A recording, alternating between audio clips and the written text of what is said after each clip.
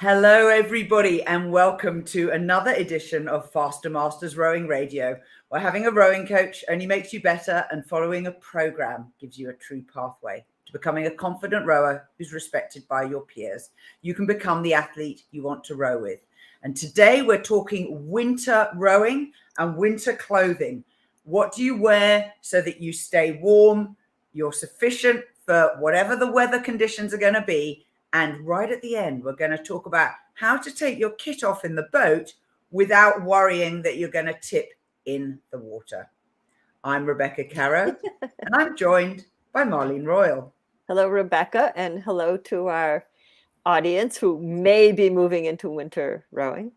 Well, this is true, of course. You have to remember that here we had a really cold morning this morning, so it's springtime and we have quite variable weather, and it was pretty chilly. And I was in the bow seat of the 8, and somebody said to me, "I hope you've got enough clothes on. It's going to be chilly up there." You're breaking the wind, right? Well, not breaking wind. I think that means something else. But they used to call it ice breaking. You're plowing your way through the air currents of coolness. Yeah, exactly. Everyone's drafting behind you. Whereas, we're getting into some chilly mornings too. Tomorrow, we've got 0, which is 32 degrees for those thinking in Fahrenheit. So it's a little nippy. Once the sun comes up, it's okay. It changes quite a bit, but there is that time when the sun is still a little bit low. Yeah, it was 7 for us this morning. So winter rowing typically brings a couple of things. Firstly, you will be rowing in the dark or in poor light conditions. So there are some considerations there. Secondly, as Marlene's carefully explained, the temperatures can be quite variable. So, the sun comes up and it can rise 4 or 5 degrees really, really quickly. And that makes a real difference to how you prepare yourself. So athletically, you want to be able to move freely. You want to feel that you have sufficient body temperature so that you're not discomforted. So you neither want to be too hot nor too cold. Speaking for myself, my body is extremely good at keeping the core warm. So, your torso, your heart, your lungs, your core organs. My body is just brilliant at that. And it is really pathetic at keeping my extremities warm. So I get cold fingers, cold toes, cold nose. And then when you come off the water and I'm in the shower, I realize I've got a cold bum as well. It's like significantly colder than like my lower back. And so understanding your own personal, physiology, I suppose, helps you to choose what you should be wearing for winter rowing. Oh, absolutely. I mean, everybody's body responds different to cold and heat. And for example, if we go back to the Tokyo Olympics, listening to Adam Kreek's podcast, and, he interviewed athletes who were getting ready for Tokyo. And the Canadian athletes had actually undergone a lot of testing to see how they responded to heat so that they could figure out in a team boat, like how they were going to do a warm up, because some would warm up really fast. Other people would warm up really slowly, even though they were in high temperature. So, that can be a significant factor if you're doing fall racing and you're in a team boat and you have to warm up, and some people need 40, 45 minutes to warm up and other people are really warm in 20 minutes, right? So what you wear and how you peel it off becomes a significant factor if you've all got to start the race at the same time. Yeah. And I'm sure everybody has, some favorite items of clothing.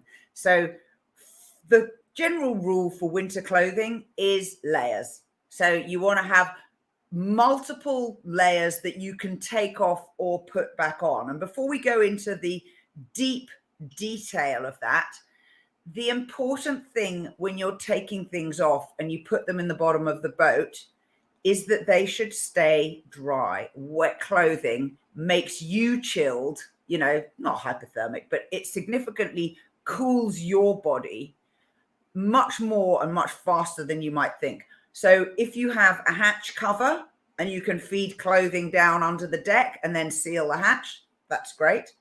I used to row just with an old-fashioned plastic bag. Nowadays, of course, you probably have one of those dry bags where you can just roll the top down and clip the ends together so they stay dry.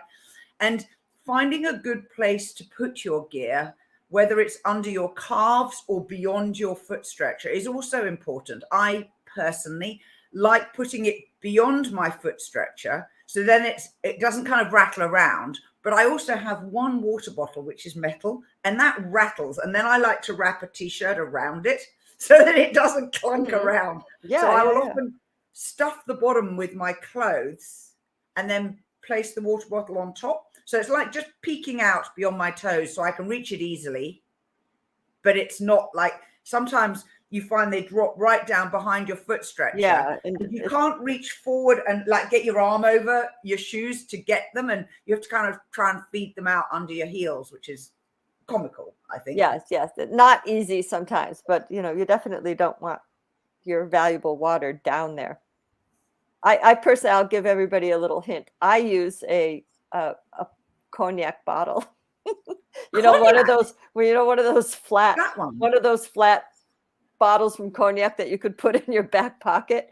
That's what I use as my water bottle, because then it just lays on top of my dry bag and it doesn't roll around, or if you're biking or something, you can put it in your fanny pack and it fits against your back, or you're skiing, fits against your back. And, it's just, I do it for the shape, but sometimes my student thinks it looks kind of funny that I'm taking some water out of my brandy bottle.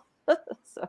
You could just use a hip flask, which is similarly shaped, isn't it? It's just got a little curve and it'll lie flat. Yeah. I suppose the little curve will go on the bottom of the hull. Yeah, but it's something that's flat, something that's flat, so it isn't going to roll around. That's right. Really, really useful. And I have seen people with this sort of, the bicycle water bottle mount, and they've put it like behind them on the V splash. Yeah. I personally think that's a little clumsy, but I've never felt motivated to particularly use that myself. Yeah, well, I think some of the newer Philippines actually have a hex key in the bottom of the boat that you can put that bicycle water bottle holder on. So it's kind of under the deck a little bit. Like the deck is carved out and it's actually sort of like you reach under your seat and you can take the bottle that way. So it doesn't roll around. It actually clips right in. Sensible. Cece says she uses a collapsible silicone bottle that's soft and it shrinks as you drink. Well, that's sensible. It's like those camel packs. And she attaches it to a carabiner so it can attach to anything in the boat. Pretty sensible. Now, for winter clothing, for myself, my winter clothing plan starts when I'm getting out of bed. I do not have a heated bedroom. And so when I peek my nose above the sheets, I know what the air temperature is like in the house, and I can make an estimate as to how much lower it's going to be outside. And so I wear what I am going to wear when I'm first in the boat and it's at its coldest and I'm at my coldest. So I will typically choose, I'll always have the same base. It'll always be either shorts or an all-in-one. Sorry, that's trow or a unisuit for us foreigners. And I'll quite often have the t-shirt over the top, not underneath the unisuit. Then I may add leggings. I'll usually add a long sleeve. If it's not so cold, it'll be made of cotton. If it is cold, it'll be thermal. And I have a couple of grades. So I like to have one that is super warm. Like if I get cold, I have my blue one with a white stripe down the sleeve. That is the warmest one I have. I didn't buy it as a super warm one, but it happens to be warmer. And then if I know that it's going to be really, really cold, I can then put a thermal, a cotton one on top of that. And then I have a gilet. And then I also have a splash-proof jacket. And then on my head and my neck, I have a little tube, which is just a cotton ski tube, which I wear. It was given to me by the Women's 8 Head of the River race. If anybody did it a few years ago, they gave them to all the competitors for, I think it was the 50th race. And then I'll have a woolly hat. And sometimes I'll have a cap as well so that I can take the woolly hat off and put the cap on. And then I may wear gloves as well. So I might have cycling gloves, which are light, and I use those more for blister prevention. Or I may have shooting mitts. I don't use pogies much, but I have them. So there's quite a few people who have different tips. So that's me starting out. And from my feet, if it's not too cold, I just have athletic short socks. And it gets super cold, I have thermal socks. And then I have waterproof socks, which were a gift from the nice lady from Swift, because I booked a vacation. We went on a touring rowing holiday in the Marlborough Sounds, and they are really warm and they're waterproof. And I try and make sure that everything tucks inside something else. So I'll have my t-shirt, and then the trousers will draw up over the t-shirt, the leggings, and then the long sleeve will go down over the trousers. So you've got like a triple layer there of overlap, particularly important for me on my lower back, because that's where the cold air gets in. Charles Adams reckons he wears a flat cap and nothing else because he's in the north of England. So for those who aren't from Great Britain, there's a long-standing joke, which is the further north you go, the fewer clothes they wear for a Saturday night out. Like they will go out in Glasgow, Newcastle. I've seen this with my own eyes, without a coat, with bare legs, girls with super short skirts and high heels. They may not even have a jacket, and they just don't feel the cold like us poor, weak, soft Southerners. So, Charles, Southerners. Glad you've got a thermal flat cap. Well, I'm kind of similar. I usually start with, I have a base layer. I have actually, it's a shirt that I got from JL quite a long time ago. It's a bamboo underlayer. So it's made of bamboo. It's a short sleeve shirt, but it also has a high, it's not a turtleneck, but it's got a high neck. So when it's quite cold, I'll tend to, the bamboo shirt will be the base layer. And then I go to a long sleeve the same way. Depending how cold it is, it would be either a cotton thin long sleeve or an insulated long sleeve. And then I go for something that's like a pretty snug vest. Yeah. So it could be a fleece vest. It might be a splash vest. It might just be a wind. Sometimes if it's not that cold, it might be just a windbreaker vest, but I'll go for a vest. And then if I need that splash jacket over the top, I'll put that over the top, because that's an easy layer to peel off. And also, if I need to, I usually always wear wool socks. Even if it's not that cold, I wear wool socks for sure. And if I do need to peel that outer layer off, I'll take it off and then I'll put it over my feet like a blanket. I put it right over my foot stretchers. Like that's good because it keeps you. It's like a scarf for your feet. Exactly. I mean, in the old days in Boston, when we used to have to row in early December, we would actually take our sweatshirt or a little fleece blanket, and we used to just tuck it right over our feet and just cover our whole foot stretchers so that our feet stayed warm. I got a great thing when my mum died. I had the unenviable job of clearing out her wardrobe and her chest of drawers. And in her underwear drawer, I found she had silk underwear. And so I now have a V-neck and a singlet in beautiful white silk. And that's very much like your base layer, super warm. Yeah, silk is wonderful. Really absolutely. If you can get a silk long sleeve, that's a great base layer. Yeah. Or merino, New Zealand merino. Mm-hmm. Although I've had various merino tops. I've had a long sleeve for a long time, which sadly bit the dust eventually. And now I have a short sleeve. And they ladder terribly. The fibers are so fine that I think you probably should wash them in a laundry bag, because just the action of being in a washing machine and you get a tiny little hole, and then the next time you wash it, it's laddered you've got 6 inches of ladder. Yep.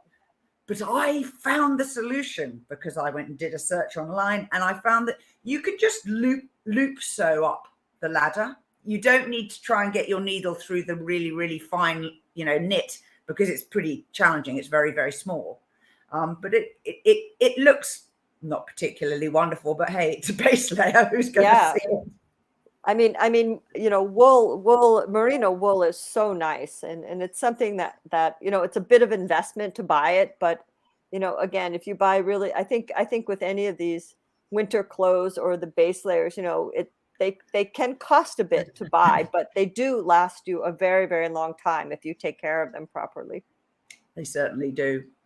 Now, our sponsor today is the Faster Masters individual program, who's for the rower who wants to race and needs a clear focus for each practice, using a tried and tested program which will prepare you for your best possible regatta. If you know you want to race well this year, either 1K or 5K, join the most successful Masters program and see the difference in your rowing. I recently had an email from a fine gentleman who sadly is being relocated to China for his work and being behind the great Chinese firewall.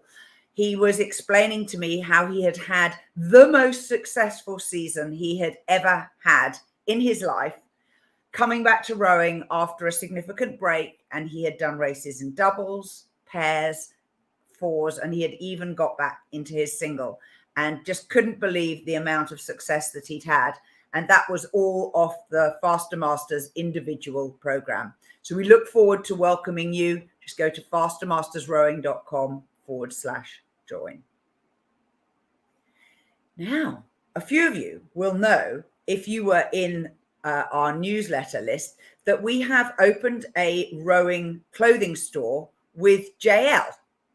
And it's got all the things you'd expect: shirts, trousers, leggings, shorts, everything. But I particularly wanted to draw attention to the winter weight long sleeve tech shirt, which they have designed for us, firstly in black. So we have it in black for women and black for men. And then this aqua blue color, because we thought that that would be appropriate for rowing in poor light conditions. It would be a lighter color and so easier to see. But we were misinformed, and our listeners told us that it's not good enough and they need fluorescent colors. And so just yesterday, the nice people at JL have raced out a fluorescent yellow version of the long sleeve tech shirt. It has the Faster Masters logo on the breast and a little JL logo.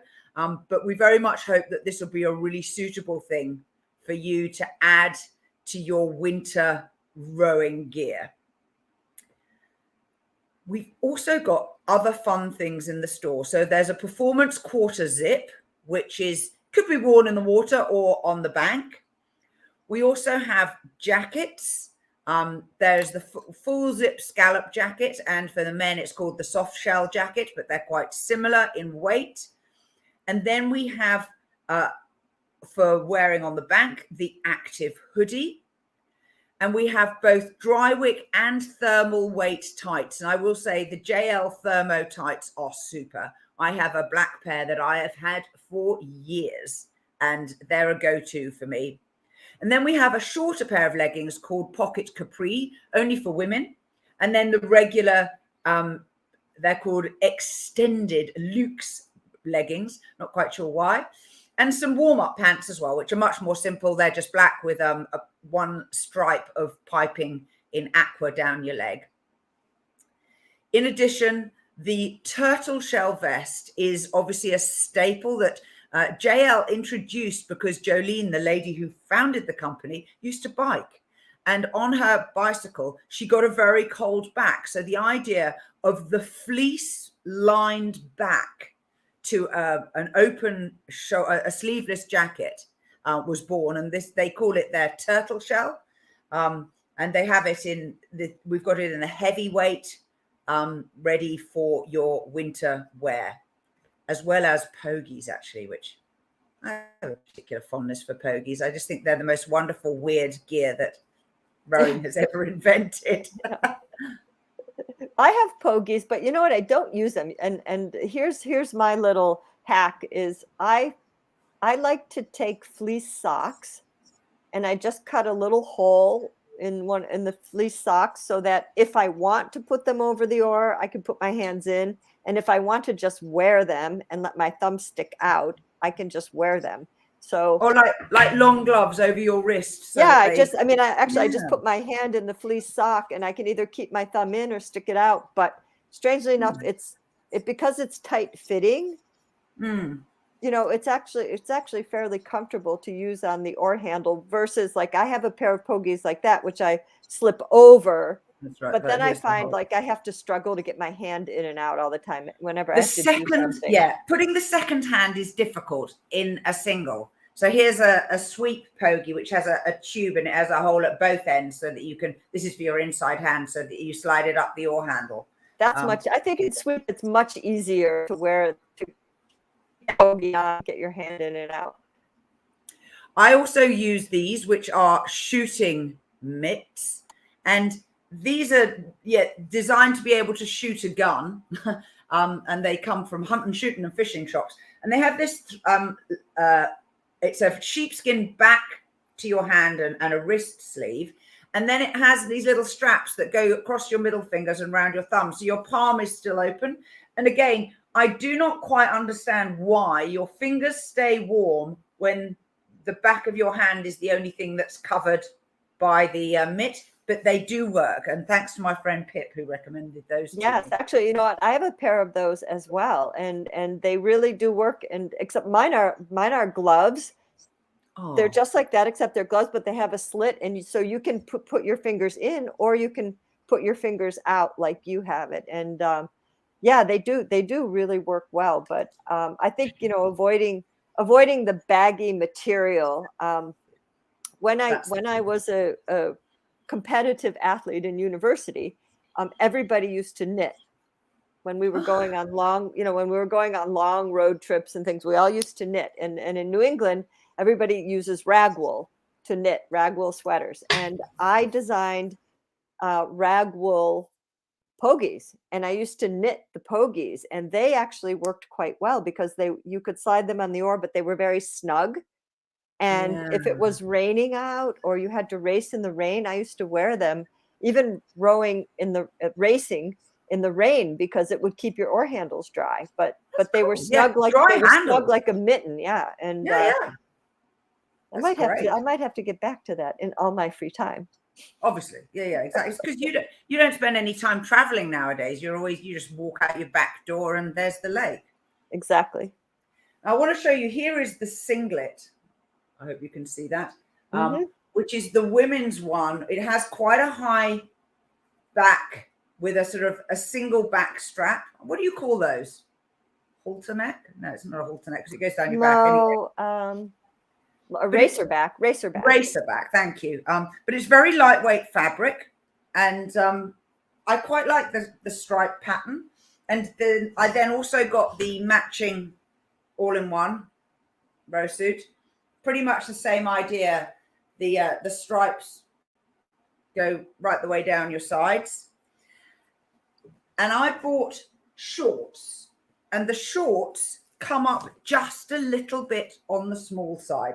So the shorts have the stripe just down your leg, but I found that they're snug and they're absolutely fine for me. But a couple of people reported that they wish they'd got a size larger. So do check the sizing before you purchase. And for women particularly, if you've got good hips, I would say go up a size on average. The last thing I want to show is the splash jacket. So Marlene and I both bought the splash jackets, and these have been absolutely fantastic. The cuff has a tight kind of, I don't know, it's not neoprene, but it's a sort of really snug cuff, and it sits really neatly around your wrist, but the jacket is much wider. And they've got these double stitch seams, which are good for making sure that water doesn't bleed through. It's not waterproof, it is showerproof, but I have only once had to wear it in a situation where it's been really, I wished I had had a more waterproof jacket. It has this vent up the back, you can probably see that's white, so that you get a little bit of breathability. And it has a detachable hood, and they have drawstrings with little toggles on the hood, and I've pulled these right up and tucked them right under my chin when it was a particularly nasty rainy day, and that worked really well. because it meant that I felt like I was still enclosed and I wasn't going to get that nasty water dribbling down the back of my neck feeling. Oh, that's the pits, or down your arm. That's even worse, I think. But I had when you lift the boat out of the water. That's when you get. Yeah, that's awful. And you can quote me on that. But yeah, I had mine on in the launch today. My experience for the women's sizing, I know for me, the sizing chart for women's upper body fit me absolutely normally. Whereas for the women's sizing lower body, I would recommend going up a size. But I think people should check also, because some of the tights might be women's or men's, and some might be unisex. So for the unisex sizes, I found the chart matched me perfectly because it has the measurements of how to measure. So I found the unisex worked fine. The women's sizing lower body go up one, and I've got the t-shirt on too. Oh, so you have? Yeah, nice. This is the t-shirt which has the same colors down the side, and nice one. But the vests, I love JL's vests because they fit really snugly, and they definitely keep you warm, and you can put that splash jacket on the outside or another windproof jacket on the outside. I find for myself, when the temperature is a little uncertain, I don't know how hot I'm going to get when I'm rowing, having a sleeveless warm jacket, I can even go bare arms and bare legs, and keeping my torso warm works extremely well. And that's a very good sort of shoulder season thing to wear, where you don't want to have a thermal long sleeve and you don't want necessarily to be wearing leggings. So for me, I find those are really good at that sort of time of year. And so experiment, try not wearing a long sleeve, have it with you if you think you might need to put it on. But I've been learning a little bit about aging. And one of the things that apparently is good for your body cells is to make them work harder by keeping them a little bit cold. So all of those lunatics who used to take cold showers and things, they were onto something. And so I sit there, well, this morning we warmed up in 4s in the 8. So I had R4 went first. So I was fine. I got in the boat and we rowed away. But then I had to sit still while stern 4 were doing their warm up. And I just comforted myself that even though I was feeling a little chilly, it was good for my aging body to make my little cells work hard. Make sure they're activating. Exactly. And well, hey, it's temporary. I knew I was going to be, rowing again in a few minutes. Well, and also don't forget wearing, like you mentioned, you wear a wool hat, wearing a hat. Again, this is something we see with cross-country skiers. Some people can wear a hat and have their ears wide open. Other people need to cover their ears to be warm. So you might be a person who needs to just cover their ears, which you could even use like little cross-country, little thin, they're like, I don't know, little thin fleece earmuffs. If you don't feel like you need a whole hat, but you want to keep your ears warm, or you've got glasses and you want your ears to be warm, a little Swix earmuffs are good. Or just wear a thin hat. When in doubt, you're keeping your head warm is going to keep you warm most of the time. Interesting. Yeah. My best hat is a thin fleece hat, and my super warm hat for when it's really cold is actually a woolen hat, but it has a fleece band that just goes around your forehead, and that makes a significant difference. So yeah, that's definitely an important thing, is not letting your, no matter how cold it is, or when it's bumper temperature, it's a little bit in between. You could wear thinner layers on your body, but wear a hat, and then you probably won't need like a heavier outer jacket. Yeah, that's true. If anyone is considering buying from the JL store, it's only open until the 10th of October. So pull your finger out, get active, and if you happen to be listening from New Zealand, put your order in with me. I will aggregate the order and organize local shipping, because obviously being on the other side of the world, it isn't the cheapest. So that's Monday. Yeah, that is Monday. I'll send out another email maybe later today to remind people, just as a quick kind of, hey, if you wanted one of those fluoro long sleeves. Or obviously all the other wonderful stuff. Now, let's talk about how to take kit off in the boat specifically. Let's be clear. We're talking pairs or single sculls here because you might feel somewhat vulnerable. Now, the confident sculler stops rowing, eases, puts the blades flat on the water, and then lifts their shirt right off over the top of their head. Some men, I notice, particularly pull up from the back and they'll pull it over their head. Men take shirts off really differently than women. I don't know. They do. Maybe it's short hair. I don't know. I always think I'm going to lose my hat and my ponytail band or my sunglasses when I do that. But anyway, however, if you feel a little vulnerable doing that, here are some alternatives. The first thing is to know how to wedge your scull handles or your sweep handles so that you can free up both hands. And you do this by rolling forwards to half slide and hold your handles next to your body so that when your knees are half bent, your scull is between your thigh and your body. And you can then put your arms over the top of the oar handles or scull handles. And even if the boat wobbles up and down a bit, they're trapped under your arm.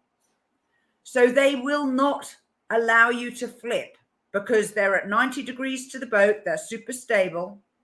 And you can get yourself into a position there where you can actually use both hands for whatever it is you're doing. You might be fixing up your foot stretcher. Once you know that, you should begin to feel a little bit more confident in taking your gear off.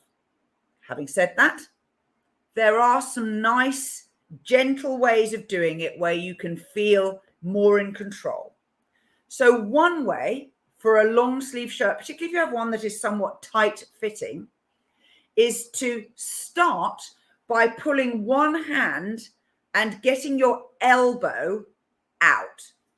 Leave the cuff around your wrist. So if you can get your elbow out of the bottom of the shirt, then you can pull the wrist cuff over your hand without the shirt going inside out.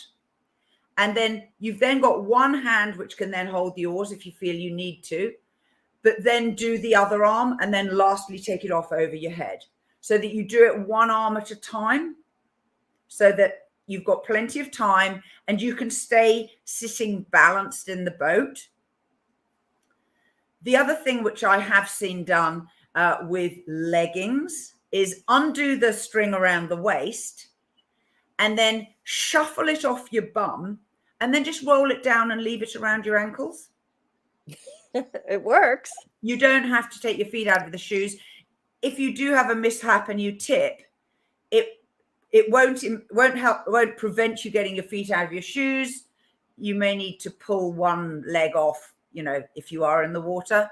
But that works for me quite well. So you get a little bit of, exposed flesh into the air, cool you down a little bit. What's your best tip? Well, actually, I never did the lower body thing. I've never done that in the boat. But there are, for example, cross-country ski warm-up pants that you can buy that have a full zipper. So you can actually, they've got a two-way zipper, so you could actually unzip them all the way up to your waist and peel them off on both sides. So if it's really cold, they're a little bit like wind pants. So that could be an alternative. If I need to take, I think the one arm jiggling around, if somebody thinks they have to do that, a full zip jacket is probably easier because you can unzip you don't have to pull it over your head. You can unzip the jacket, take one arm out, then change your hands on your oar handle, take the other hand out.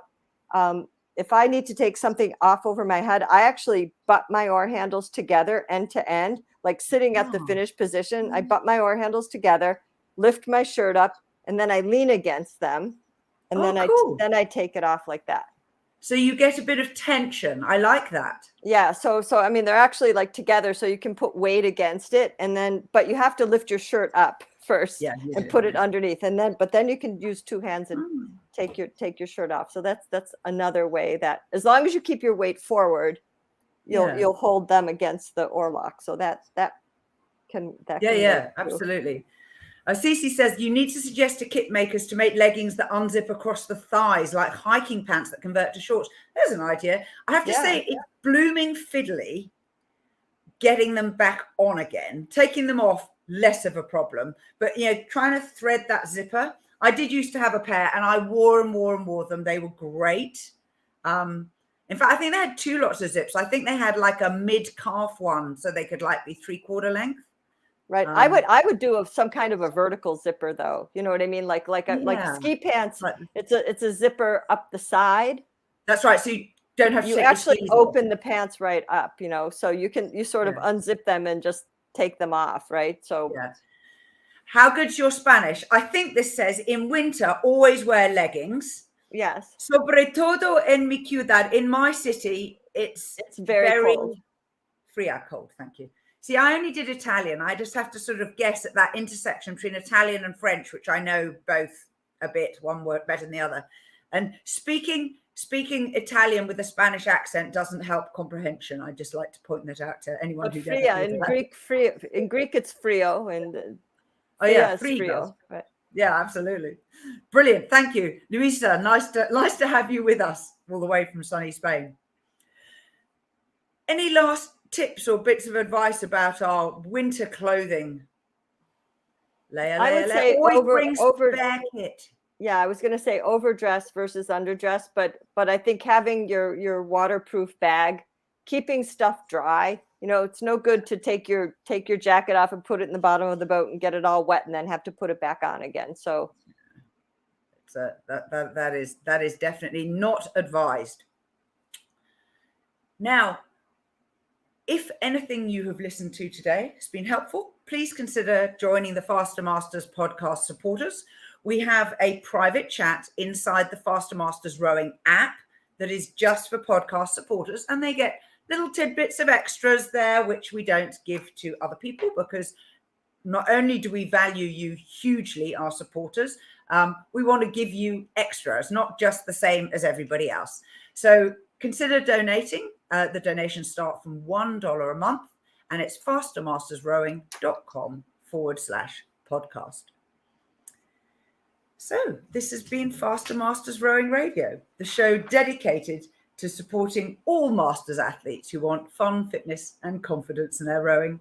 You can become a student of the sport by getting a Faster Masters Rowing program today at fastermastersrowing.com/join. Till next time, bye-bye.